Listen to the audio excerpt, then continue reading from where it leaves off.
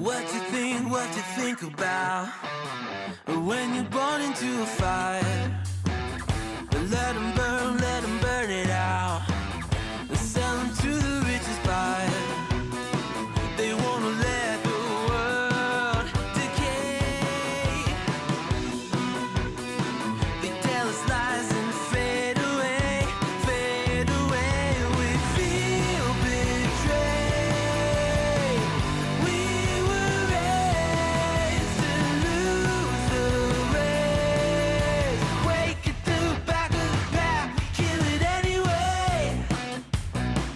Listen up now, because we're never dropping out. That's got to be a bot that posts as soon as I go, I really love this game. And the doubt I bet you do. for ourselves, never let the truth fade away. This is bigger than ourselves, we won't let the world burn away, burn away. We feel betrayed. We were raised to lose the race. Wake at the back of the pack, kill it anyway. To play haters face the world's mistakes. Wake at the back of the pack, kill it anyway.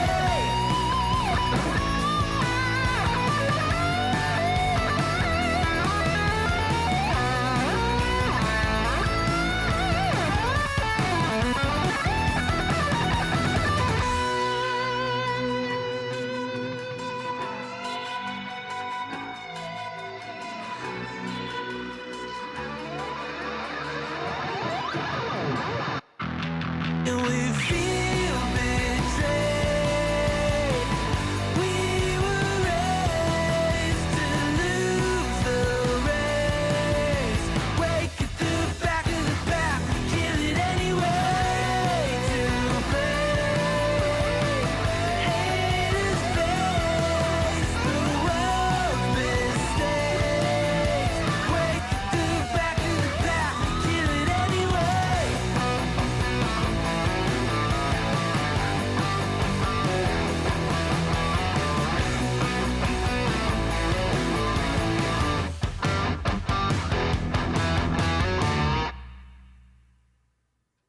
Let's pause the music here.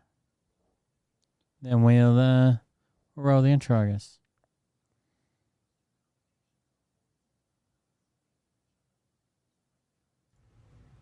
Hey daddies, it's me, the Linda Binda from TikTok. I wanted to make this video because I wanted to thank you for watching Cold Beer Confessionals with Will Bird. I think that's just incredible. I've watched a few episodes and I'm just like very intrigued. But you know what I'm most intrigued in is Big Daddy's meat stick. I heard that it's very thick, like a good old German sausage. You know, Linda and her coochie loves that. Oh, never mind. Let's not go there. Anyways, I hope you have a good show and enjoy it as you can. There's a lot of weird things that go on, especially when it comes from the realm of Linda Bindaland. So, enjoy the show. Thanks for watching. Peace out. Welcome everybody. I'm Will Bird. This is Cold Beer Confessional. Thank you for joining us. There was a bot in the chat earlier. You guys missed it. Somebody popped in and said, hey, my name is so-and-so. I really love this game. Hope we can play it together for content. Weird bot to target in political or just chatting. That would be a weird category to target the people that are playing this game while my intro's playing. But whatever. It happens. Thank you guys for joining us. I'm Will Bird. This is Cold Beer Confessional. A lot of work today. We're trying to get some drainage going at the campground. Jesus Christ. It's like, I keep thinking we're going to have like this big project, and then I'm going to have like a bunch of time off or like my normal schedule back. But it seems like here lately it's big project that led into big project that led into big project that led into big project. But hopefully we get the drainage going so we don't have a couple what was happening was our campground has a loop, and there's camping sites in the middle of the loop. And we always have to have gravel to the drive, like the loop. It seems like we've had enough gravel that we kind of built the loop up, so water was getting trapped, wasn't draining. So there was like 4 spots when it comes a real heavy downpour that you basically end up camping in a puddle. So when you come out of your camper or whatever, you had to step in water. Now, most of them weren't very bad, but the worst one, the lowest one, it was like if it rains hard, you don't even want to walk through it. Like it'd come up over your shoes and shit. It wasn't like an insignificant amount of water. So we got to skid steer some gravel, and we've been working on that today. But I got it straightened out. Actually, I got a sprinkler there running right now to simulate the rain, because this weekend, of course, it's Labor Day or whatever, so we're completely booked out, and it's supposed to come a thunderstorm Friday and Saturday, maybe, or maybe just Saturday. I can't remember, but it's going to be raining hard, and we've got this. We're going to have everybody there, so we're trying to fix a drainage issue at the campground. But after that's done, maybe we'll get back to our normal stuff. We only got the skid steer for today and tomorrow, so that should be it. Thank you guys for joining us. There's a few things that went on. First of all, I want to check this out. Intel Lady, our friend Intel Lady, friend of the show. She went on Michelle Moore's show, and she actually did a really good job. I was laughing my ass off. Intel Lady does different truthers. She does impressions of them, pretends to be them. One of the truthers that I can't stand is a woman named Carrie Cassidy. She always acts like you're just beneath her. You don't understand what she's talking about. You don't know as much as she does. She's always just unhappy to be everywhere she is. Her name is Carrie Cassidy. She does Project Camelot, and Intel Lady does a character called Scary Cassidy. And she was on today. It was actually really good. So we're going to jump in there and watch this. Let me back up.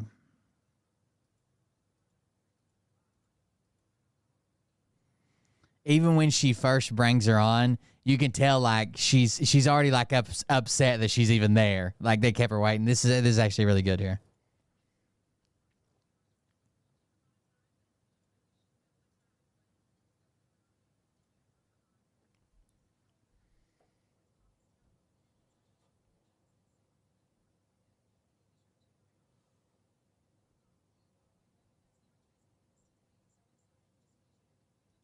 By the way, the woman that was on before this was saying that she's talked to a bunch of service members or something, and they took the vaccine and now they're seeing that they have cancer. I do not condone or agree or talk. That's the reason there's no sound. You have to wait a second. I do not condone or agree with anything she just said, but as soon as Intel Ladies comes on, there'll be sound. Okay, here it is. Today, and I've already got a list of questions. Hello, Scary. How are you doing today? Hello. She already looks like she's hating life. She was advertising for this Lee Merritt, I think's her name. She calls herself the medical rebel. Fuck that lady. Oh, look, I hope this. I've got somewhere I need to be, so I hope this is going to take too long. Sure. I mean, I know obviously everything that I have to say is important and everybody needs to hear it. I get it. I know I get that a lot, but I just need you to know that if you bore me in any way, I'm just going to leave. Okay. I'm just going to go. Well, thank you for putting me on notice. I really appreciate that for you, and appreciate you being here with us. We'll go she ahead and kills get it, started dude. with it. So, Scary, how did This is definitely one of her best characters, but they're all fucking good. you first come to learn about off-planet species? Okay. Well, I'm assuming that you haven't actually read my book. Have you read my book? Have you read any of my books? Okay. Well, that was your first mistake. Okay. Because it's all there, and you should buy my book. But I have known for a long time. I mean, I've been an independent journalist for 645 years, so I know a lot of things, and I've done a lot of journalism and a lot of research. And and so what I can say, I can't remember the question. I got caught up in my history for a moment. I think it was about was it about the galactics? Well, what my question was how did you first come to learn about off-planet species? Okay, off-planet. Okay. Well, my source, who I trust more than life itself, is Captain Mark Richards, incarcerated for a crime that didn't come out. And I mean, there's nothing he doesn't know. Yeah, a bunch of the retards are saying that, Thomas. We covered on the last show I did. about off-world, off-planet activity because he goes. He was invited there by a couple of different families, the same families that came to the RNC to support Trump. It has nothing to do with him being president. And not only does it have nothing to do with him being president, we're going to talk about a story. His handlers, his aides, got in a fight with fucking military staff there because they wanted to videotape. And I think is it called Section 60? It's like the newly laid to rest veterans. They got in a shouting match with the military at Arlington National Cemetery. Off planet, literally every single day. He's incredible. He may be incarcerated for a crime he didn't commit, but when the Galactics take him up and out of his cell, and he does a lot of work in the space programs. He's so good. He will go back into his cell, and people say, "Why is he going back into his prison cell? You know, he can escape anytime." And no, he has to do that because he's keeping up a facade. Okay. Okay, got it. He has to do that, and also he has to give this intel to me so I can write more books. Oh, okay. Captain Mark Richards has to give her the intel. Here's this story right quick while we're doing this. Trump campaign staff had altercation with official at Arlington National Cemetery.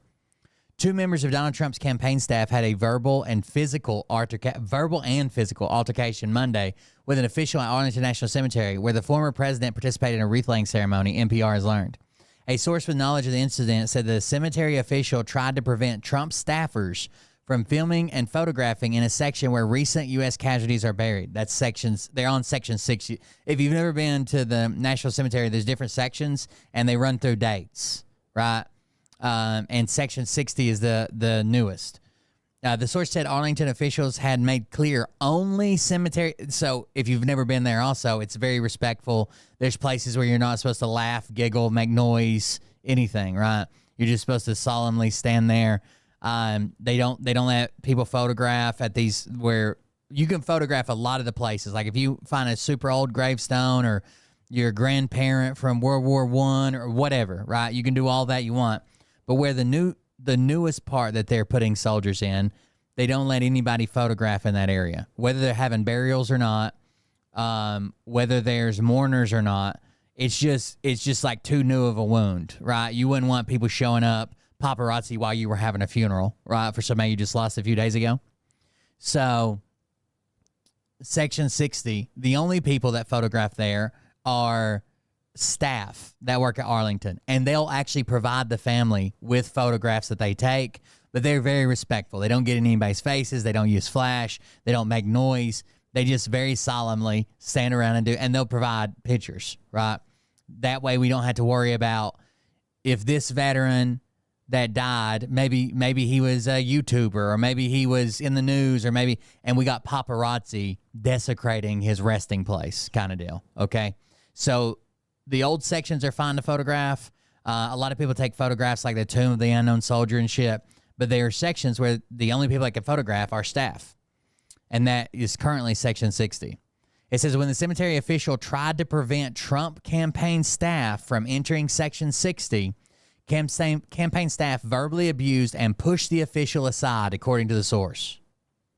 Trump participated in an event to mark the third anniversary of the deadly attack on U.S. troops in Afghanistan as U.S. forces withdrew from the country. 13 U.S. service members were killed in the attack. The Trump campaign has blamed President Biden and Vice President Harris, now the Democratic presidential nominee, for the chaotic withdrawal. By the way, Trump was told by all of his military intelligence people, we're going to need at least 4,000 to 5,000 soldiers to carry out this withdrawal in a timely manner and make sure that we don't take casualties. He left 2,200. So, like, this was Trump's date, Trump's deal, Trump everything with Afghan. He pulled too many troops out, and they left security breaches. In a statement to NPR, Stephen Chung, the Trump campaign spokesperson, strongly rejected the notion of a physical altercation, adding, "We are prepared to release footage if such defamatory claims are made." The fact is that private photographer was permitted on the premises, and for whatever reason, an unnamed individual clearly suffering from a mental health episode decided to physically block a member of President Trump's team during a very solemn ceremony. This doesn't make sense. The fact is that a private photographer was permitted, so that would be Trump's photographer, on the premises, but we're not talking about Section 60 here. And for whatever reason, an unnamed individual clearly suffering from mental health episode decided to physically block members of President Trump's team during a very solemn ceremony. What? The Trump campaign declined. The reason that I think they were trying to photograph there is because they were with not at the reef area where they laid the wreath, but they were with families that had soldiers who had died in Afghanistan just 3 years ago. So they're probably buried in that section. And I'm sure the family, if they're going to be there for a wreath laying ceremony, they probably want to go there as well. You know what I'm saying? To the graveside. And the reason I thought he probably would have went back there, I don't know about this unnamed individual with mental health issues. The Trump campaign declined to make that footage available immediately. And so NPR said, bet, send the footage. No, we're not going to send it over.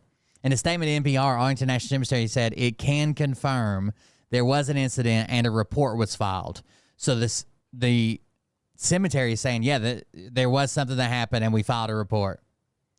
It says, quote, federal law prohibits political campaign or election-related activities within the Army National Military Cemeteries to include photographers, content creators, or any other persons attending for purposes or in direct support of a partisan political candidate's campaign. Arlington National Cemetery reinforced and widely shared this law and its prohibitions with all participants. So people were saying, oh, look, Trump went and Kamala Harris didn't even fucking go. They weren't expecting them to go, right? They weren't expecting campaign presidents to try to make a fucking political move at the anniversary of soldiers' deaths. This was probably it seems like a stunt, right? We all know it's a stunt. If it was about the people that were laid there to rest, the people that had passed away, if it was about the soldiers, then your staffers wouldn't be fighting with staff at the cemetery to try to bring a photographer in. That's crazy. I mentioned, but I write a lot of books. Back to Intel Lady. Okay, all right, okay. So I know all about the different. I know about the different dimensions and the multiverse as well, which is makes sense. It's way more than you could probably comprehend. So I don't want to get into it, but yeah, and I'm blind. I probably wouldn't get it. I don't think you would get it. I'm sorry. I mean, I don't know you, but I'm getting a vibe that you wouldn't get it. So I don't want to waste too much time. I don't know you, but I'm getting the vibe you wouldn't get it. Sorry. Going in. John Dugan subscribed to your channel for 19 months. Thank you very much. I saw someone earlier subscribe for 23 months, almost 2 years. Thank you. To it. You should just read my books. You should buy my books and read my books. Okay. All right. So my next question for you, Scary, is have you ever been abducted by aliens and taken off planet? Okay. Well, I mean, the short answer is yes. But I don't remember it because it was during my she's hiding her laughs. She's pretty funny. Deep dream state. That is when they come and they take me. And I allow it because Captain Mark Richards, incarcerated for a crime I didn't commit, told me that I'm only abducted by the good ones. Okay. The good ones only. So I am. By the way, apparently Intel Lady's husband was banned almost immediately as soon as before the stream even started. It was running a bunch of ads that he said these are all scams and got banned, but they let him back in. Well protected. I can't get abducted by, reptilians. They can't get to me. I have a force field around my house made of sage and various sticks of Palo Santo and salt. So they can't come near. I also have swords in doorways so they can't get to me. Okay, so I know that it has happened because Captain Mark Richards, incarcerated for a crime I didn't commit, told me that it happens. She keeps saying it. Captain Mark Richards, incarcerated for a crime he did commit. To me in my dreams, and I believe him. Okay, makes sense. Okay, totally. All right. Well, when we spoke with you about coming on, I decided to reach out to our corruption whistleblower, Mike Gill. I know that you know Mike Gill as well. I hate that guy. I hate him. Okay, so, well, Mike. I just hate the guy. I hate him. Okay. Sorry, go on. So Mike, I asked him, I said, well, Mike, would you happen to have any questions for Scary today? And he said, oh boy, do I ever. And so I want to let you know that we have some questions that he has submitted. And this is one of the first of the few that he has. The first one is, have the Vulcans ever beamed you up? Okay, I think that's a trick question. He's not on the same level of understanding. So I know that is a black hat trick question. So I know if I were to answer it, I would be giving away deep intel that it would be involuntary. So I can't answer that question. Okay, all right, I understand. So you speak a lot about the Anunnaki people. Yeah. Why do you speak so much about them? Because we need to learn. We need to learn who created the entire universe, and it was them. Oh, okay. So they created it. Okay. Everything you see and feel, all the buildings, the archways, the brickwork, everything was built by them. And they control by the Anunnaki. We have to come to terms with it. You may not want to know that, but it's true. Oh, okay. All right. Well, who created the Anunnakis then? Oh, see, again, this is something that I could explain it to you, but I don't think you got it. I don't think you got it. I could explain it to you, but I don't think you'll get it. I think your mind would be too blown. Okay, and you wouldn't understand it. So I'm not going to even begin to go there with you. It's so complex and multidimensional that you wouldn't got it. Okay. Is that kind of like in a way that I'm like my dimension's too low? Is that where that comes from? Your density is too weak. That's too weak. Yeah. Okay. So you wouldn't got it. You just wouldn't got it. I don't ever want to. I can't do it. I got you. Okay. So you also speak a lot about the Palladians. You guys remember how mean she was to Robert David Steele? That was kind of funny. Where are they located? Are they off planet, underground, or where exactly? Well, they're everywhere. And she was trying to argue with Robert David Steele that if Trump was a president for the people, why wouldn't he do an interview with her? And they got in a big fight. They come from the Pleiades. Okay. They come from the Pleiades, but they don't hang out in the Pleiades. They love to come here because they love our bread. They love anything with vast amounts of sugar and E numbers and chemical compounds that they can't get at the Pleiades. They love Reese's as well. Reese's peanut butter cups. They go wild for those. So that's the main draw for that. People say they're here to save humanity and do it. Well, yeah, but they love the Reese's and the bread more. So I think that was the main draw to get them here. They also love us. They love people, and they have created hybrids with humans. So we do have Pleiade human hybrids. They're very, very beautiful. You wouldn't believe how stunningly beautiful. Some are underground. Some are underground, but most of them are just too beautiful to be underground, so they have to come out and be seen by select people, usually very drunk people on their way home from the bar. They see them a lot, fall in love. Sometimes they lose a lot of money in the process. We don't know why that is just yet, but then this is what happens. But they're here, they're there, they're everywhere. All right. Now, do they shapeshift? No, they're not shifters. Oh, okay. Mm-mm. All right. No. All right. That makes sense. Okay. So what can you tell us about the...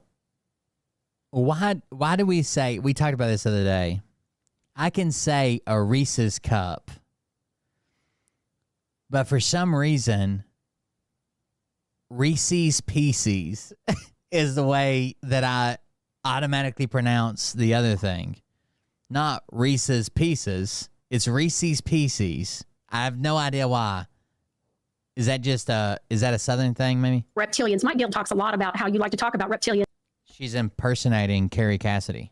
Are they still running our banking system? Oh yeah. I was in the bank the other day, and they think we're stupid. They really think we're stupid because I was looking at I was looking at somebody at the back, and I was trying to do my business transactions and count, and I could not focus because there was somebody whose eyes were shifting. They were going short and then long and then short and then long and then short and then long. And I thought, look at her eyes. Get out of here. So they are, but I mean, they've been in place for a long time. I think this is going to change very soon, as my dear friend Juan O'Salvin was saying the other day. He's sure come November. Juanito. December, January, there are going to be some major shifts in the banking industry, and that all the reptilians are going to be told to leave. That will be it. They'll be. Make sure you tell Intel Lady she did an excellent job. You can reach her on Twitter or her YouTube channel or TikTok and let her know in the comments she did an excellent job. You can go. We can't watch all this because it's well over an hour. We're going to jump ahead in a second, but make sure you let her know she did a good job. Make sure you're following her as well. Gone, and all that will remain is a new financial system, probably Nasara Jasara or the QFS, the quantum financials, one of those. But you don't need to. The good thing about Nasara Jasara is reptilians cannot handle it. They can't handle it because of the density. They can't.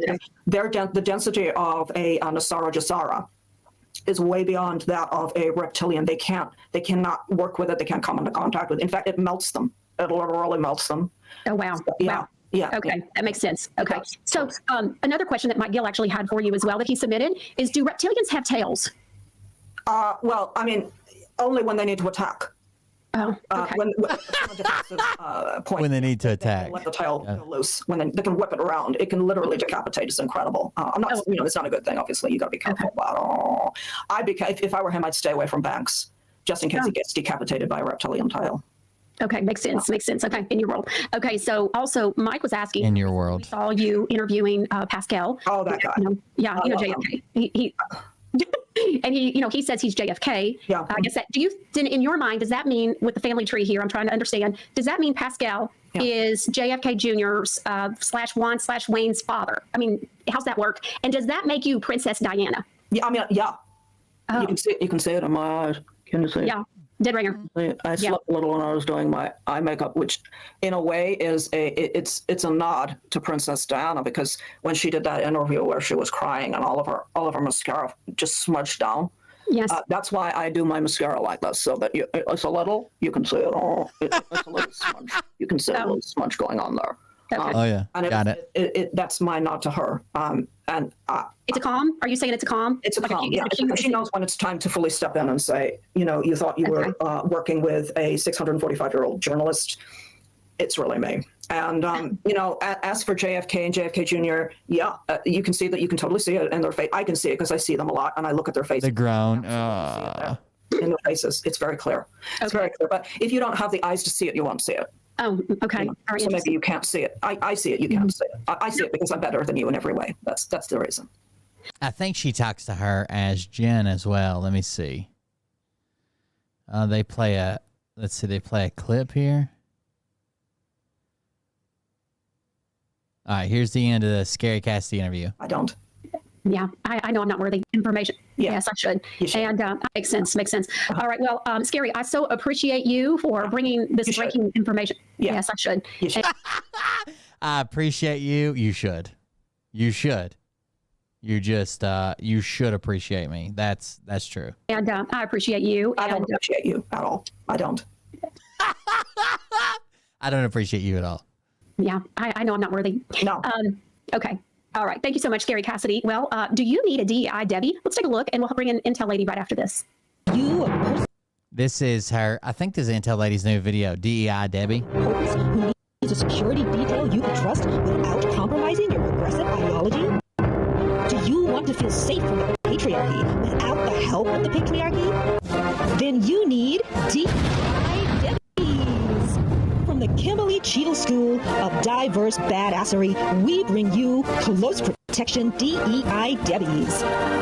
DEI Debbies are here to protect your... That's a Secret Service guy, woman. Subtle. Agile.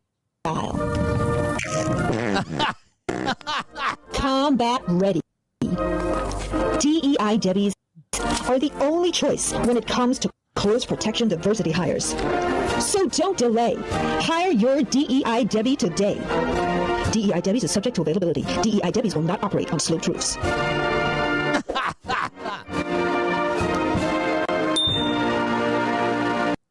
All right, sometimes we just have to have a little bit of fun.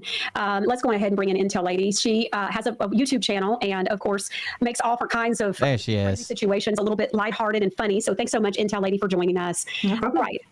Ooh, okay, so what I thought was so interesting is when we spoke last week, it was so interesting to hear how all of this came about and how you ended up deciding to create Intel Lady. And will you share a little bit of that story with my viewers, please? Oh, gosh, where to start? So let's spin it back a little bit to, I guess, 2020. Yeah, let's go back to 2020. Okay. And as I was very aptly named by a friend of mine, I was a crystal hippie bitch. And so that was the circles that I moved in. And I had a little space on YouTube, and I started to notice that the community had changed and gone rather conspiratorial and very, it was like a merging of communities. So there was a New Age community, there was the ufology community and the truther community, and they all started to merge together, and they started to sing off the same song sheet about Trump being reinstated and a new financial system coming and med beds and all of these things. And I thought, what is going on here? This is weird. Everyone's talking the same kind of thing.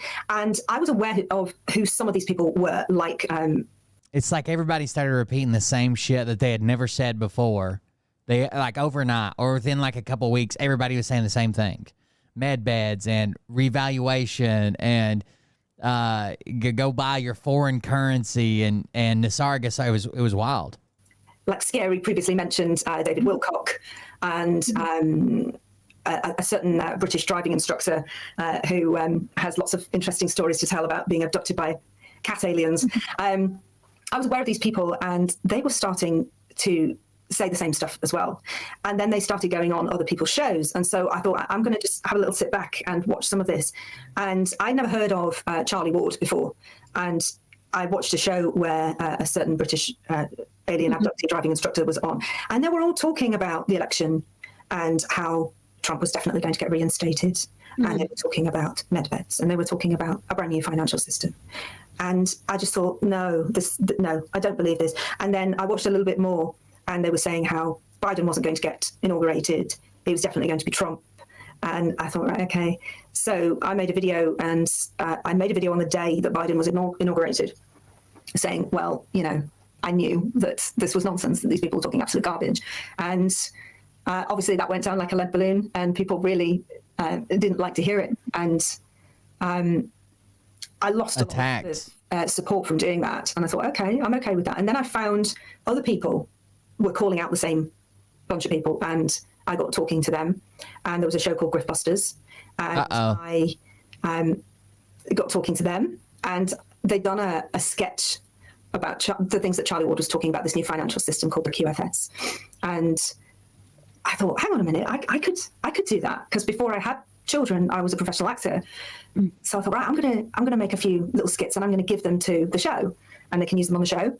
And they did, and then they said, well, why don't you set up your own YouTube channel and upload? Yeah, her shit was always really good. It blew up. That was part of the original, I guess the original Griftbusters. It was me and Tony and M. Yeah, it was good, and we had her skits on. Your skits there, you're reaching a lot of people who need to hear this, who need to know that these people are total con artists, and that everything they're telling them is not true, and they're taking money off them. And I said, all right, okay. So I did. So I set up Intel Lady, and it went from there, really. I thank you for the resubscription. I don't know why my alerts don't seem to be working, but thank you.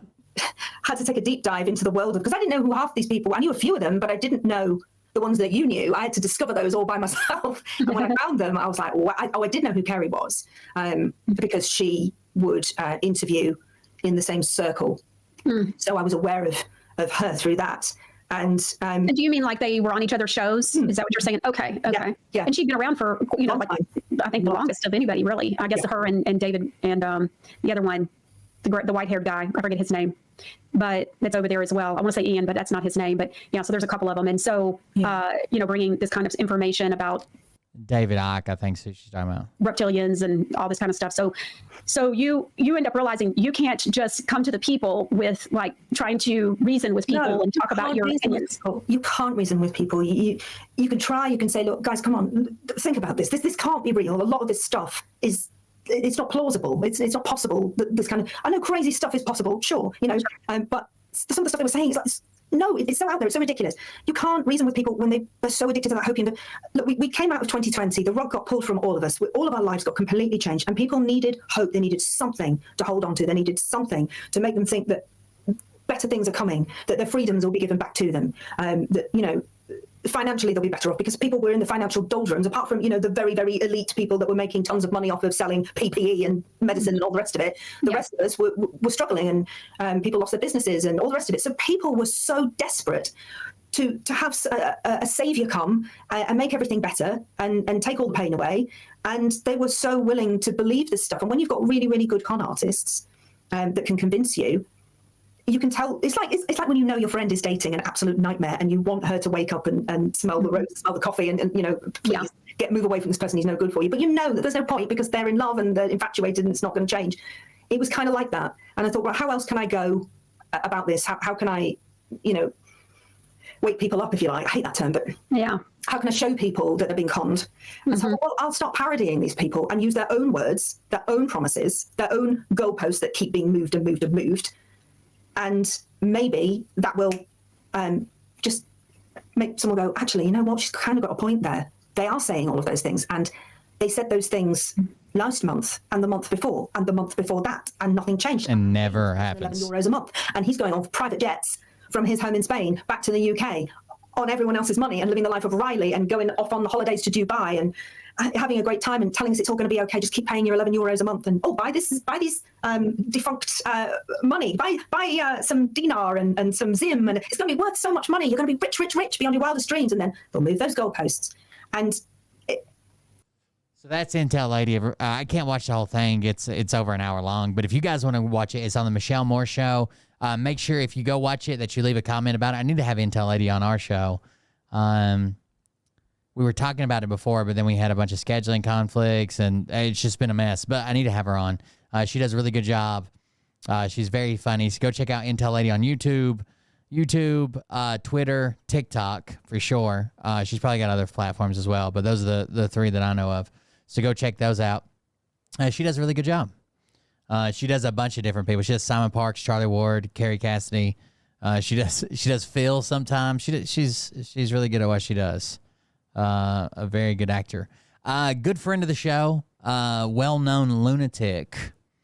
Wyatt Earp is back in my inbox. Would you like to hear some messages from Madison Marquette? That's right. Would you like to hear some messages from the lunatic Wyatt Earp the Fourth? This is what I've been emailed, 4 emails over the last 2 days. So usually they come in and tell me that I'm an idiot, that all this stuff's going to happen, and I just can't see it, and they can't wait till I'm crying because Trump's announced that he's taking over the world or whatever. So here we go. Wyatt Earp. First message. Truthers claim MSN, mainstream media, is lying. Don't watch. Yet, all the truthers do is... I'm reading exactly how it's written. It's broken down in these, I'll show you. And it's broken down in these weird lines like a fucking haiku. So I'm just reading it straight off the page with the punctuation that's there, okay? Yet, all truthers do is speak about what's on MSM. Like they don't get it. It's all actors. They've seen all the proof and facts. What con people do. MSN is run by the white hats, FYI. Funny, truthers claim MSM is lying. Yet truthers have been lying and scamming the innocent people for years. Promising intel. This week, my contacts tell me this. Things are moving. By this date, this Tuesday, Thursday. Then the same olds. This have gone quiet. No noise or talk is good. Roll the tape. For years, not weeks, they have been using the same old scam tactics. Why would that be? Simple. Like religion. They make you feel like they're here to help while taking your money, making you feel all too warm and fuzzy. Preaching how they have all these special privileged relations with so-called important people. Not to mention, they don't tell or share with you how they profit. Monetizing on social media using their guru, special agent fake contracts as to draw to their channel. Gossip, scamming, sales, and is profitable. see this event going to happen with or without these con artists. It's always been that way. They believe when it all goes down, they'll be Scotty Free and the heroes shouting, "We told you so." Everyone is just going to forgive all they have done. Preach. We just need to unite and get along. Including the way they've done the innocent people. See, all crooks think that way. Do harm, act like the hero. Then preach. We just need to get along. They are in for a rude awakening. Godspeed, Wyatt. So I hope you took something away from that, right? That was pretty good. Now, there's a reply to that email. If any of you have a memory or conscience,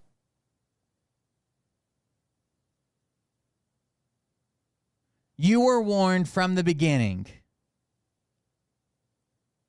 No one is to profit off from the innocent people pertaining to this specific event and contents.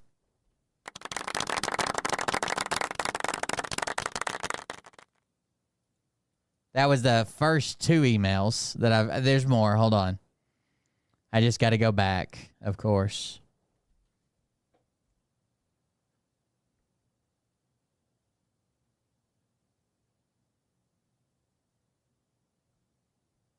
I think he means conscience, but he always spells conscious. Like, are you awake? Not like your conscience, right? Like the conscience inside of you that like tells you when you're doing something bad, right?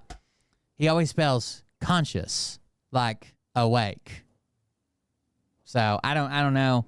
He doesn't seem to be quite the theosaurus that Eli is, the pathetic patriot. Here we go. This one's titled Warren Dallas PPN. This guy's a big PPN guy. Here we go. Second email. According to these patriots, Dems are using Kamala and Walls to expose the Biden crime family so they can continue on with their agenda. And unpopular VP, now leading the polls for president, MSM is part of them cheating. Wait, you said the White Hats were running the MSM. Now they're part of the cheating? That's wild. See, this is where you are confused. It is not factual, all the actors. Military law, Trump, CIC. Who was at the wreath ceremony August 26th? The commander-in-chief, not the actors. But couldn't they just...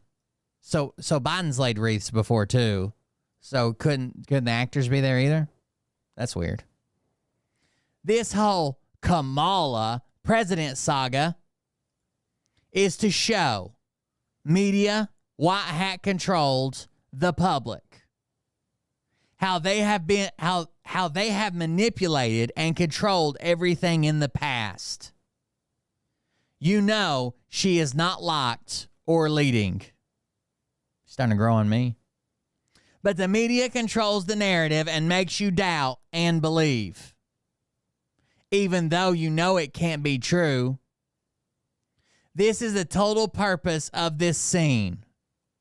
Godspeed, Wyatt.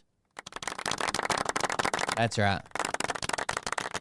That's right. So, according to him, the mainstream media is just pretending like Kamala's lead. This is their ultimate. This is going to hurt them so bad if Trump loses to her. This is their ultimate cope. The media is being controlled by the White Hats, and they just want you to believe that Kamala's winning, so they can, when Trump actually wins, they can say, "Oh, you thought Kamala was going to win, didn't you?" That just shows you how the media can manipulate you. That's what you thought, idiots. Idiots. And here's the last one. I just got it at 10 o'clock, 9:54. Wyatt says, PPN, Chaz, preaching, Q, quotes. It's like a Q in parentheses, and then it says OUTE, quote, like a Q quote. Time to take the motherfucker back. Take it back from who exactly? You're going to go fight the operation and good guys? That's what you're preaching. You say they arrested the head Telegram guy. Next, you state they're going to arrest Elon. Put Trump in jail. Who is exactly doing this? Please enlighten me. You remind me of a child in a candy store with a sugar high, just grabbing candy just to fulfill his need without thinking. Godspeed, Wyatt. Damn it.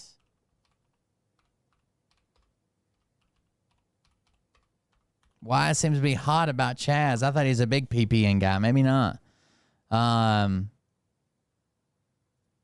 Apparently Chaz, or fucking, Chaz from PPN is claiming that, hold on. Is claiming that they're going to arrest Elon next. Let's do this. Patriot. They arrested the Telegram guy mostly because of stuff with the terrorist ties. I saw the Rumble guy ran away left Europe and it's like, I safely fled Europe. They weren't coming after the Rumble guy, right? They don't host terrorist cells that are plotting attacks there. That doesn't even make any fucking sense. I wanted to see, is this from today? 8:27 at 11 p.m. I wanted to see what he was responding to. Maybe this one? I hate this website, by the way. Is it even playing? I think so.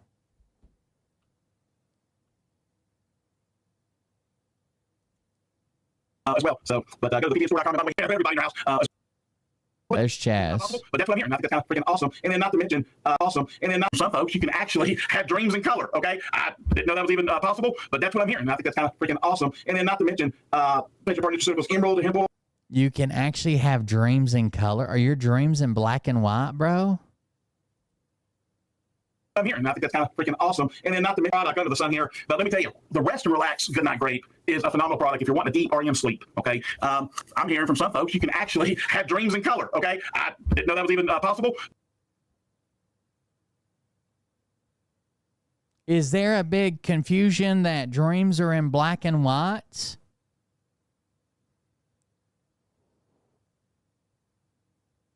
The PPN morons cried the night Trump announced his candidacy. They believed he was still president. Idiots. Sounds about right.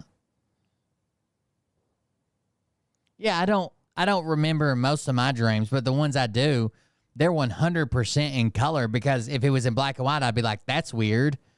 Why is there no color in my dream? The same way, it just feels like I'm living a life, right? The same way that I'm sitting right here seeing in color. A dream just feels like I'm stuck in stuck in my life. Usually weird shit happens, right? But in your dream, a lot of times it's not even weird. It's just like, oh, that always, the chair always gets up and flies away. But I don't know. But that's what I'm hearing. I think that's kind of freaking awesome. And then not to mention, picture party circles, emerald and himbo is also incredible. But that's just scratching the surface, folks. We got things, for your pets, Rebound salve. Get your color dreams here. For me with Summer Dermis, I didn't get the weight loss that so many thousands of people. God, there's so many fucking ads and shit. And look at some I'm able to get. Hi, my name is Sandra Pierce. Toxic chemicals. That's the Melaleuca PPN switch. Hormones or any. Melaleuca started selling beef, so beef as well. And graphene oxide. Here's your opportunity. If you haven't We're 6 minutes in. He's still doing ad reads. been eating right, and you know they're going to put you back in some form. We have an army of digital soldiers. All right, you patriots out there kicking ass, taking names. Welcome to the party, folks. The PatriotPartyNews.com. I am your host, Chaz Carter, better known as Underground Patriot. Coming to you live from the Wolf Den, folks. My throat, my voice might be out, man. Been outside for a little bit, yelling and carrying on. So I apologize if my voice is a little scratchy. I was trying to remember the website. It's thepatriotpartynews.com. Business and getting the truth out. I've been away taking care of some family business, but man, good to see everybody. Glad to be back. Wouldn't it be TPPN then? That's confusing. Back in the freaking saddle again. Look, Mom, no hands. This is where the cool cats go to get their daily intel news and bread. That's right, the PatriotPartyNews.com, folks. We are more than just a website. We are a full functioning badassery Patriot Broadcasting Network. Badassery. 24/7. Folks, I'm here to tell you censorship is alive and well. They don't want us to gain an inch. I don't really care what the numbers look like because it's all manipulation. Have you figured that out yet? He doesn't care what the numbers look like because all of it's manipulated. So when he brags about his whole network and how many views they get, it's all manipulated. For the last couple of years, and that's why we have been so successful in what we have done as an independent platform, completely independent, I might add, and pretty jacked and excited. And now we're about to find out who's really been telling the truth on what certain platforms and can it sustain what's about to take place. And I'm pretty excited about Your YouTube channel has ads about every 5 minutes. I couldn't tell you. I don't get to set the ads on YouTube. By the way, folks, check out the August newsletter. I know that Mandy and other. I'm glad it's got ads though. Alice and Tennant and Chris and Crow and a lot of other folks out there. Angela, I can name Bill. I can stay here 3 days naming out people, but everybody share the links to get more information. If you watch on Twitch, you can subscribe and you'll never see an ad. Update on a new platform. The new platform is straight up badass. I'm gonna tell you that right now. I'm excited about a lot of the new channels that are gonna be broadcasting through us and also Q Broadcast as well. You can go to ppnnetwork.myqstreaming.com for that. MyQ Streaming. It's gonna be badass. I wonder if I can get on Patriot Party News. Do I seem like a fit, chat? Change the channel. Somebody was saying, change the channel, that's the same one. All you got to do is go to the news section, and we're right under Fox News, right in the middle of it. I did that on purpose so everybody can find us pretty easily. Cool. I believe Dallas might be running behind. I think Warren said he might be coming on tonight, and I see Alex is already in the studio. I'm going to go ahead and bring the man, the myth, the legend, the man that has the burritos and the street tacos all in one, and he might actually throw you a margarita on the side. What's up, homie? Long time no see. No, it's actually just water. But no, it's good to have you back. Good to have you back. I want to see if they talked about saying Trump would be arrested. So that's what I'm waiting on. I'm waiting for the scare event. I'm waiting for the election not to take place. I'm waiting for the special election after the fact, and I think we're about there, Alex. What's your thoughts? Yeah, I think special election after the fact. Hold on. Appearing to. Your thoughts? Yeah, I think so too. As a matter of fact, we didn't even say that. It's already started a long time ago, but it's amazing how the flip-flopping is starting to take place. Narratives are falling apart. Man, I'm just waiting for the scare event. Hold on if you can hear me, okay? I'm just being real with you. That's what I'm waiting on. I'm waiting for the scare event. I'm waiting for the election not to take place. I'm waiting for the special election after the fact, and I think we're about election not to take place, a special election after the fact, he says. There, Alex. What's your thoughts? Yeah, I think so too. As a matter of fact, talking about flip-flopping, New York Times is now appearing to be having some news and opinion pieces, just kind of calling out. By the way, there's something wrong with this guy's eyes. I either have to zoom all the way in or all the way out. There's no in between. But this guy's eyes, look at his eyes when he's talking. More of that is there's something going on there. I don't know if it's we're really a touch of the tism. I don't know if he needs some of Alvere's foot rub, but something's going on with this guy's eyes. Why do I keep saying ads? Something's going on with his eyes. Seeing their base. I mean, it's been a mainstay for who they are and what they do in terms of the massive propaganda machine that they've built. So we got that happening. We also got Zuckerberg coming out and now saying, yeah, we got pressed really hard by the Biden regime in terms of censorship. All kinds of stuff like that happening. There's even a deal where in the EU, it's a massive fine against Uber because apparently they were illegally, unlawfully transmitting data, information out of the region and into the states, and so they're very tight in terms of data security, and they cannot do so. That's all kinds of stuff along that line is beginning to come up. Man, I had to do a triple take on some of this stuff. I know a lot of you have already heard about the whole Kennedy stuff, but they're not removing Kennedy on purpose in these states. We're not. So the story he's referencing has nothing to do with the election.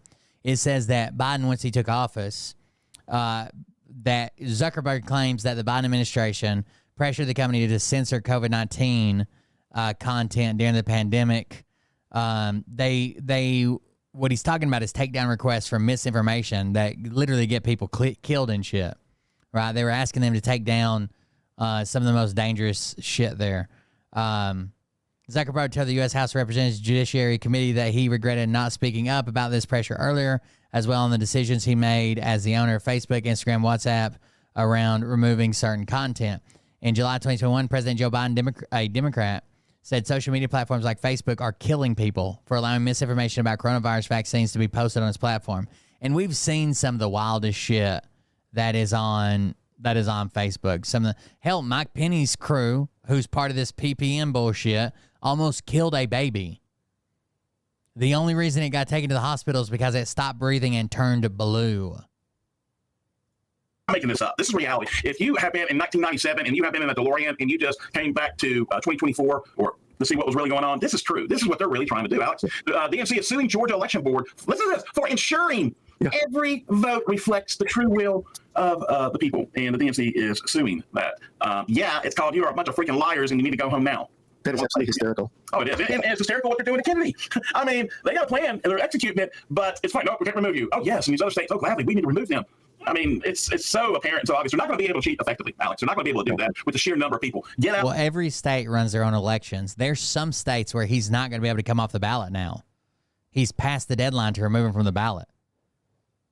And vote. Now, I can hear him saying it right now. I can hear it out. You hear? Jeff Sanders. So this story right here is spun in the most disingenuous way. It says DNC sues Georgia Election Board for ensuring every vote reflects the true will of the people. What's actually happening is they are suing because Georgia's trying to put in rules in place that could block, delay, or completely prevent the certification of the election. The state and National Democratic Party sued Monday to block 2 recent rules adopted by Georgia State Election Board that could be used by county officials. What did I tell you was going to happen? By county officials who want to refuse to certify an election. If Trump isn't winning, they're going to say, oh, we can't certify these results. The only way they're going to certify them is if Trump wins. We even heard people say, yeah, I know that, after we look through it, I know that, no cheating happened in my district, but what about the other districts? I don't want to submit my results if I can't prove that the other districts were done fairly. That's not even their fucking job, dude.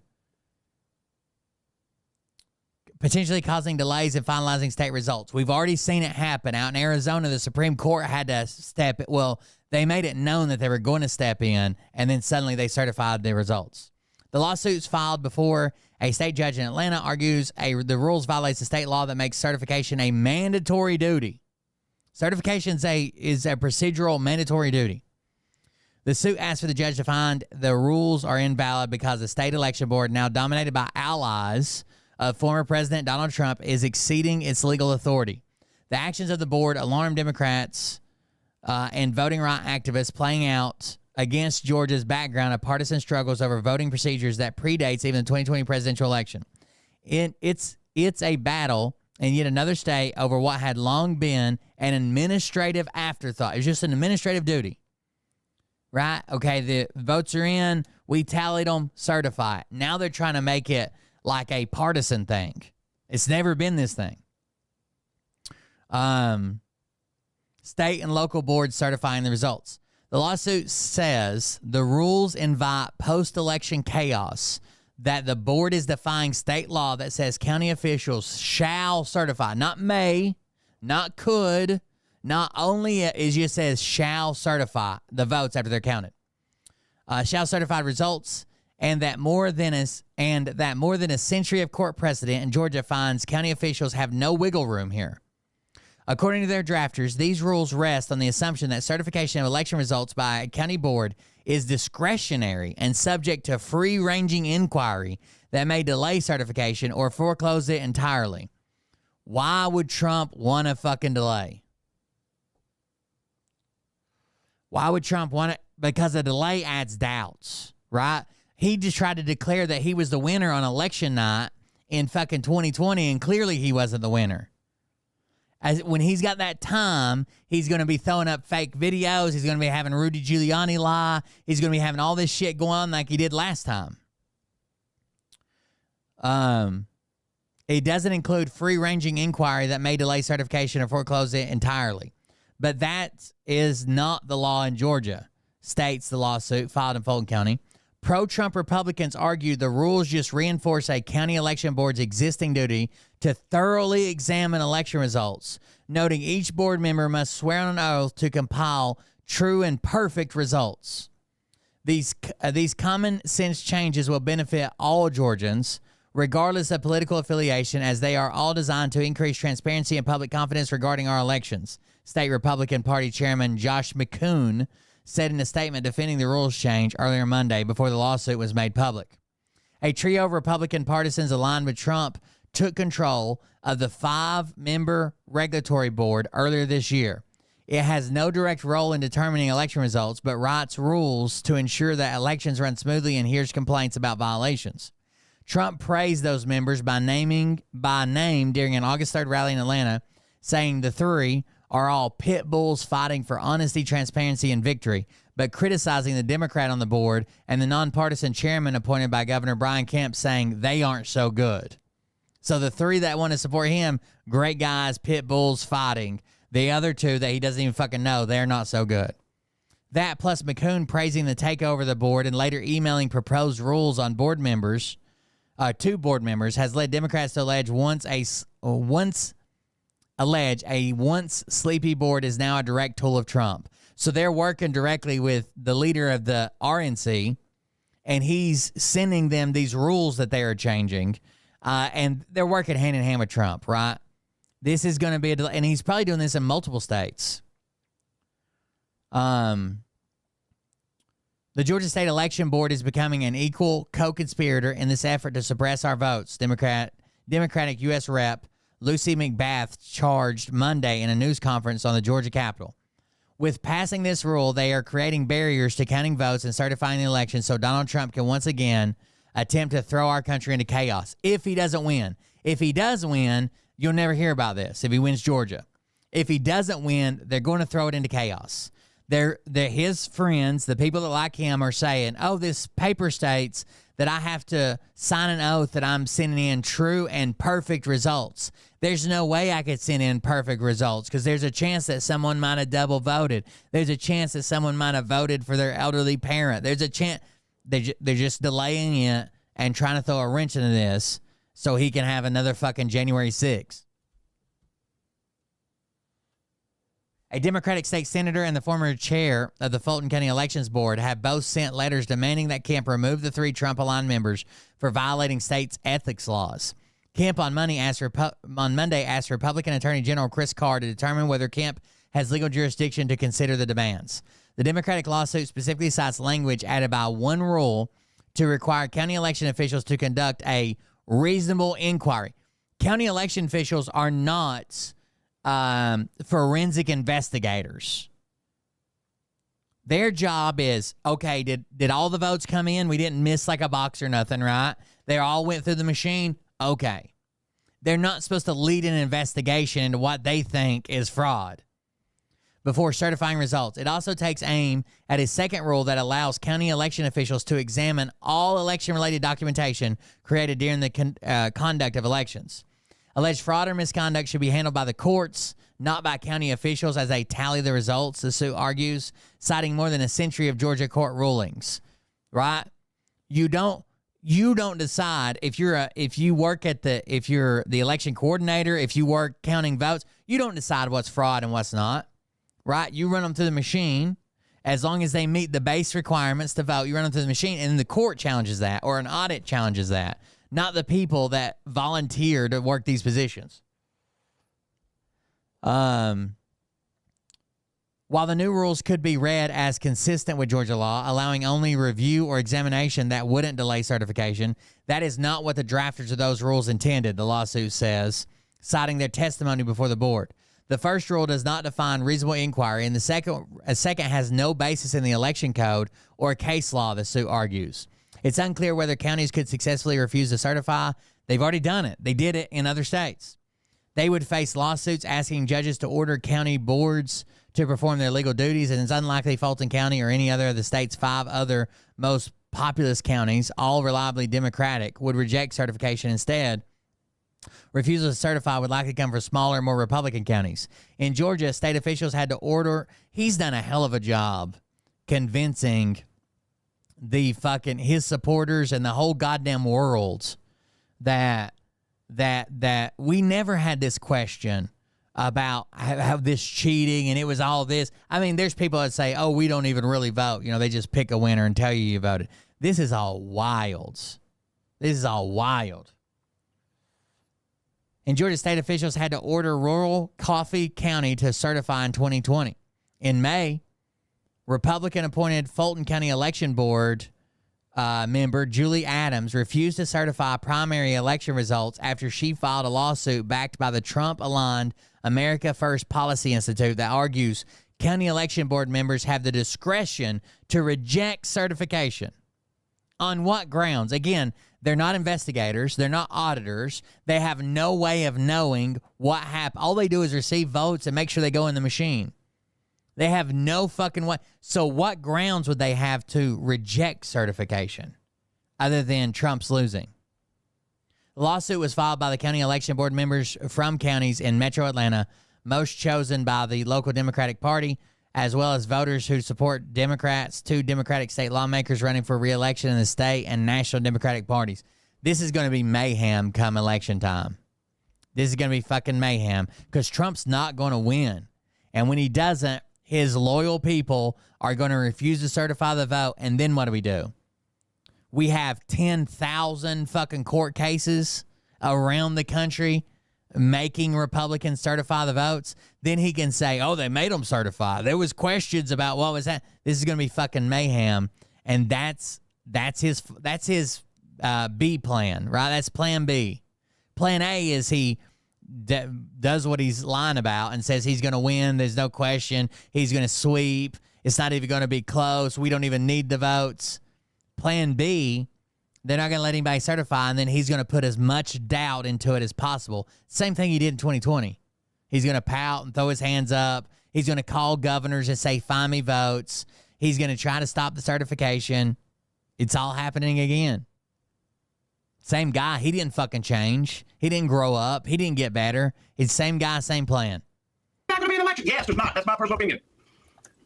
Because it's not going to make to that. There's going to be a scare of it. There's not going to be an election. Yes, there's not. That's my personal opinion. Cheat effectively, Alex. They're not going to be able to do that with the sheer number of people. Get out and vote now. But the way this is why I don't trust the Gateway Pundit. This is a Gateway Pundit article that says you can't make this up.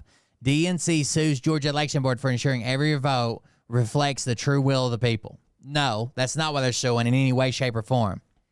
The county election official has never, ever, ever been the person to investigate whether votes are valid or not.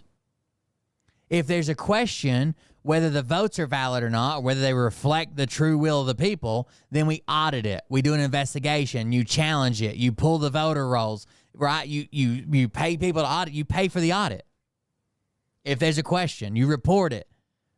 Election officials have never been election investigators, and they shouldn't be, because they're obviously doing this for partisan reasons, and they have no background to do this. They don't even know what the fuck they're looking for. The only way they can validly refuse to certify is because Trump's losing. You can't tell me they know where the votes came from.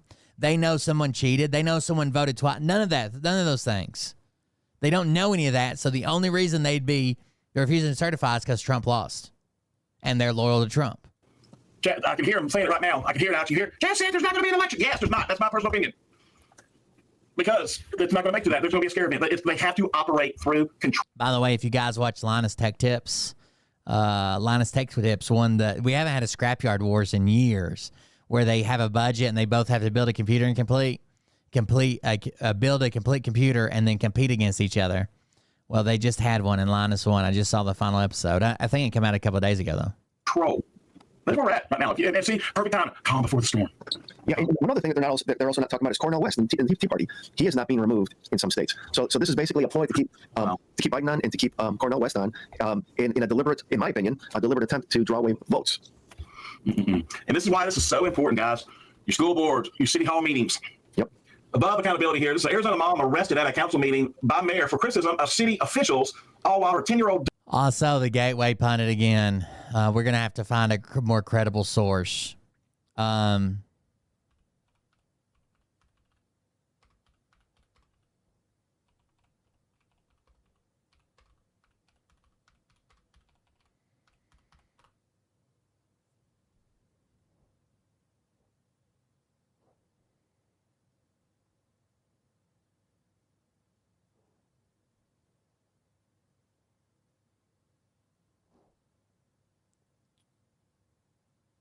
Let's see. So I'm not using Fox News. What's this? AZ Family. We'll see. There might be some validity in this. I don't know. This is the same video. A heated exchange during a surprise that is the name of the city, not like surprise city council meeting, ended with a West Valley mom in handcuffs. Mayor Skip Hall said she violated a city rule that bans complaints about city workers during public comment. Arizona's family spoke with some experts who argued that the city violated First Amendment rights. I think that she may have a case against the city of Surprise, said constitutional lawyer Robert McWhirter. Activist Rebecca Massey went to the podium during public comment on Tuesday and criticized how much money the city attorney makes. The mayor cut her off and pointed to the city's rule. Oral communications during the city council meeting may not be used to lodge charges or complaints against any employee of the city or members of the body. It led to a tense confrontation between the two. Massey was later removed by a police officer in front of her 10-year-old daughter and arrested for trespassing. She is facing... Oh, so they asked her to leave. She refused to leave, so she got arrested for trespassing. So it sounds like they didn't just arrest her. She was removed. They asked her to be removed. Then when she refused to remove, that's trespassing. But I guess we can watch the video here.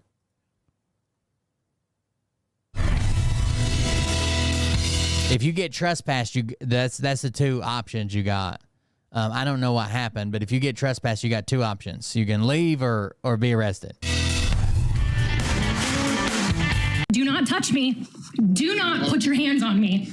Tense moments at a city council meeting last Tuesday, leading to the arrest of activist Rebecca Massey. Her shirt says cyberbully the government. Are you kidding me? Yes.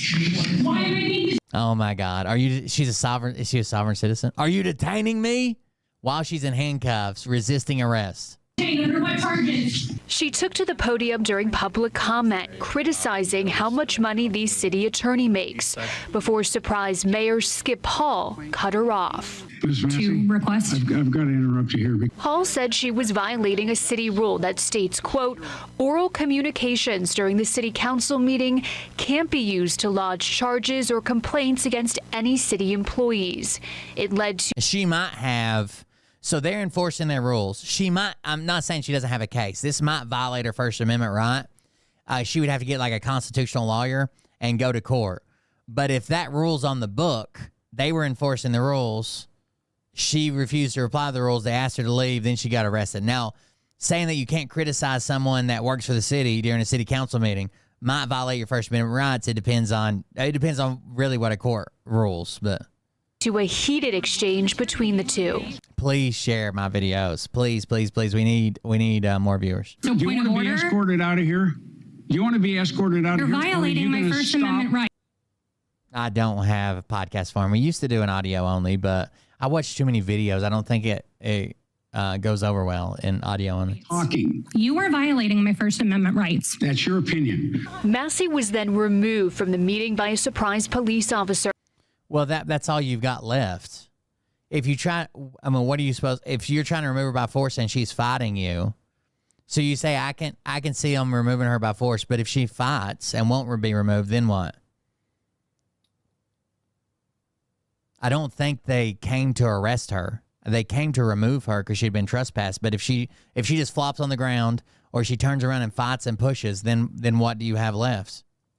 And cited for trespassing. She's facing an additional charge for resisting arrest. She's refusing to leave right there. Have a case against the city of Surprise.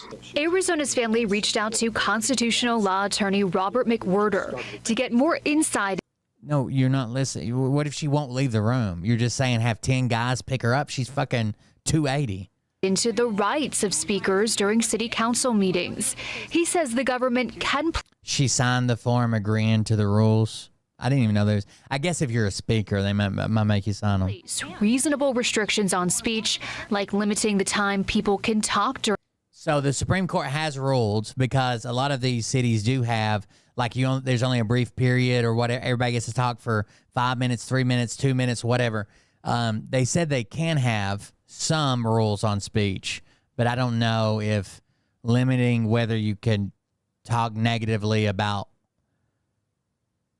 an employee. I don't know. This would have to go to court, I guess. Public comment. But McWhirter believes the city's rule goes too far. The issue here is They're restricting her speech. We're allowed to criticize our government, who's in our government, even high employees like the city attorney.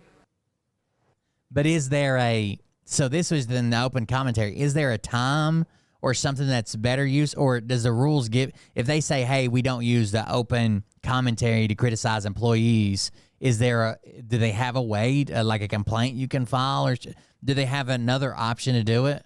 I wonder. I don't like this rule that you can't criticize employees at the meeting, but.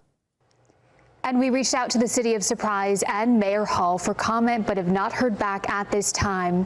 Massey declined an interview request and said she is being represented by the Foundation for Individual Rights and Expression. Meanwhile, the State Attorney General has a long opinion giving guidance on this very issue, saying public bodies must be cautious when enforcing restrictions on speakers, but disruptive attendees can be removed. In the studio, Emma Lockhart for Arizona's Family. All right, well. Oh, God. Oh, stop it. Let's see what else it says. The physical removal by being handcuffed by a deputy, well, let's just say that's a pretty bad look. I think that was a poor response of the city council to a citizen talking. McWhorter said the government could place reasonable restrictions on speech during open meetings. This includes limiting the amount of time a person talks during public comment or prohibiting disruptive behavior. But what is disruptive behavior? However, McWhorter believes the city's rules goes too far. This is the issue here that they're restricting her speech. We are allowed to criticize our government and who is in our government. Arizona's Family reached out to the City of Surprise. Mayor Hall, but he's on her back. Mayor-elect Kevin Sarter sent Arizona's Family the following statement. So I guess they've already elected a mayor, but he hasn't taken over yet. As Americans, our right to free speech is fundamental, especially when it comes to holding our government accountable, said Sarter. What happened to Rebecca Massey is unacceptable. No citizen shall ever be arrested for voicing their concerns, especially in a forum specifically designed for public input. My administration will prioritize transparency, respect, and the protection of our citizens' First Amendment rights. We will never arrest or silence our residents for expressing their views. I think basically, even if someone gets like worked up and cusses, as long as they're not being disruptive or threatening violence, I think basically anything's got to go at one of these. Concluded by reaffirming his commitment to upholding the values of democracy and free speech. In Surprise, as mayor, I will ensure that our city is a place where open dialogue is encouraged, not suppressed. We are stronger than that in every voice. Let's see how they frame it. Daughter watches in horror. It's despicable. Check this out. Here it is. You called the public? What do you call the public? Yeah. Okay. We had Ms. Massey wanted to do the call. To recover the City Surprise's loss of long-term storage credits and any damages related thereto from water stored in the Maricopa Water District's groundwater savings facility. Good evening, Mayor and Council. As we discussed earlier, I have noticed an accompanying e-session for this item to. That's the city attorney there, Robert Wingo. Receive legal advice. So if you want to. I know you guys need to go into e-session, so I have respect for that. The item that I had requested to speak on earlier was during the consent agenda, item number 6, as it pertains to the contract of employment for the city attorney. So she requested to speak on the contract of appointment for the attorney, but it sounds like she didn't get in there, so now she's just in the open thing. Start this off with, in the contractual agreement with Mr. Robert Wingo, there is a stipulation that says he can renegotiate his pay rate for an exceptional job. Cambridge University defines exceptional as something that is much greater than usual, especially in skill, intelligence, quality, et cetera, i.e. what is not expected of somebody in a role. And I have concerns with allocating more funds to him specifically for a few different reasons. Point number 1 is, according to an article that was published in the Surprise Independent just shy of 12 months ago by Jason Stone, the city attorney is the second highest paid individual in the entirety of the City of Surprise employees. And at that time, he was listed at making about $266,000 annually. Where this becomes important is he is 11th overall in the entire state, and he actually only makes only $10,000, again, at the time the article was printed, less than the attorney in Scottsdale, and Scottsdale has about 100,000 people larger than what Surprise covers. Recent months have uncovered numerous violations or alleged violations in blatant disregard, I would say, for not only the Arizona revised statutes, the state bar rules of professional conduct, but also the Arizona State Constitution and the Bill of Rights at the federal level. Title 16, I won't rehash everything, but we are all too well and familiar with what took place during the election season and the violations thereof. City clerk is our elections officer. Nothing was done with the violations, and the city attorney did nothing as far as that. Title 9 and 38 have conflict of interest pieces of information. It was deemed that there was a What should you say about elections? I was looking at something else. Officer. Nothing was done with the violational conduct, but also the Arizona State Constitution and the Bill of Rights at the federal level. Title 16, I won't rehash everything, but we are all too well and familiar with what took place during the election season and the violations thereof. City clerk is our elections officer. Nothing was done with the violations, and the city attorney did nothing as far as that. Title 9 and 38 have conflict of interest pieces of information. It was deemed that there was a conflict of interest. Title 39, there are numerous public records requests that I have open right now that are, quote, pending legal review that I'm entitled to request. I've got to interrupt you here because Okay, are you going to stop the timer? This is the public meeting forum that you agree to when you speak, and I want to read this to you. There you go. This is the public meeting forum that you were right, Rob P. There are oral communications during a city council meeting may not be used to lodge charges or complaints against any employee of the city or members of the body, regardless of whether such person is identified in the presentation by the name, or may not be used to lodge charges or complaints. Meeting forum that you agree to when you speak. I'm entitled to request. I've got to interrupt you here because Okay, are you going to stop the timer? This is the public meeting forum that you agree to when you speak, and I want to read this to you. That there are oral communications during a city council meeting may not be used to lodge charges or complaints against any employee of the city or members of the body, regardless of whether such person is identified in the presentation by the name or by any other reference that tends to identify you. That's all fine, well, and good. That's a violation of my First Amendment rights. So that's, well, this is your warning, okay? A warning for what? A warning for attacking the city attorney personally. This is all. All right, so she says a violation of my First Amendment rights. She may have already planned this and knew that they were going to stop her, and maybe even already spoke to legal counsel. He gives her a warning. Actual information. It doesn't matter. You're violating my First Amendment rights. This is what you agree to when you first speaking. This is the form. It is unconstitutional, Mayor Hall. Well, it's not unconstitutional. It is. And if you're The Supreme Court if has you're called. I could get up here and I could swear at you for 3 straight minutes in his protected speech. No, you by the can't. Supreme Court. It is. No, you Why don't can't. you look at case law? No, you can't. I can. So if you want to be, Also, the chair can use debate, so point of order. escorted out of here, you want to be escorted out of You're here. violating my First Amendment rights. Talking. You are violating my First Amendment rights. That's your opinion. It's not a matter of opinion. I'm going to slow it back down to normal speed. Ms. Massey, because that's what's going to happen. And it's going to happen in the future also. Anytime you Do you want to be escorted out of here? Because that's what's going to happen if you keep violating the rules. attack That's any why you changed staff the member rules. Or any That's why you city- changed the rules. This has been on the back of this form. I understand, Mayor Hall, but that is completely unconstitutional. No, it's You're not. also engaging in debate, and so you should actually be Anyway. yielding the floor to somebody else. To be fair, if this was her goal, if she wants this law change, this is the way to do it. Right? Go up, be cordial, respectful, but violate this rule, get arrested, and go to court. And then a court may rule that they're not allowed to have that. This is the way to do it. I don't think you can cry wolf then and be like, my 10-year-old daughter was there. I mean, like, but maybe that was the plan. Managing. Chief, could you have somebody come down here and escort Ms. Massey out? Really? of Is this that chamber? necessary? Escort her out. Yes, I In think front it of my is. 10-year-old daughter, you're going to escort me That's out fine. for expressing my She First can go Amendment with you. rights. She can go with you. I'm not leaving. There you go. All right. So it wasn't an arrest. They were escorting her out for violation of rules, which she can still sue and say it's unconstitutional, right? Then she brings up her 10-year-old daughter. You're going to do this for my 10-year-old girl, as if that's a piece on the table. And then he says she can go with you. She's not being arrested. They're asking her to leave and have a cop. And she says, I'm not leaving. Wow. No one's asked her to arrest. The cop comes. No one's trying to arrest her. They're asking her to leave for violation of the rules, which she can still fight, right? I'm expressing my do not touch me. Do not put your hands on me. Do not put your hands on me. He even just said, just step out with me, and I don't know what he said after that. He said, just step out with me. He's not trying to arrest her right now. Come on now. She jerks back. Hands on me. She's fighting back. That's resisting. Listen, are you He just told her that's resisting. You're going to get a charge. kidding me? Yes. Why am I being detained? Under what charges? Under what charges? Okay, so I'll. Hey, I have personal property. Hold on. You cannot touch me. Yeah, I mean, she can go out there. Okay. There goes the sign. Did you hear her scream? Hold on.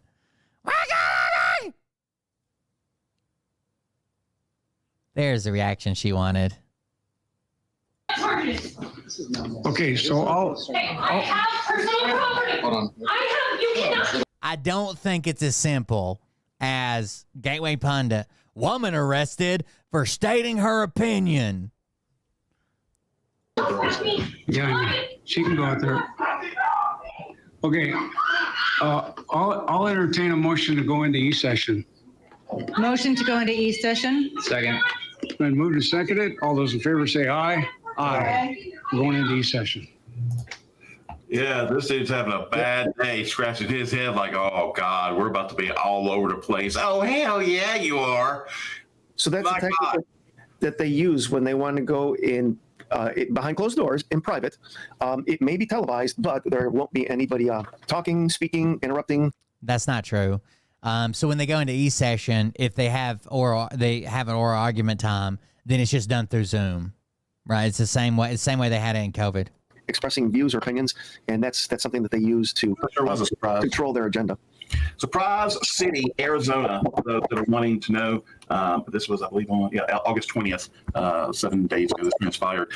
And you'll see more of this. Lots of places. This is just lots of places put this in act. Actually, I was asked for my local city to help get their city council meeting on Facebook during COVID, and I tried to help the best I could.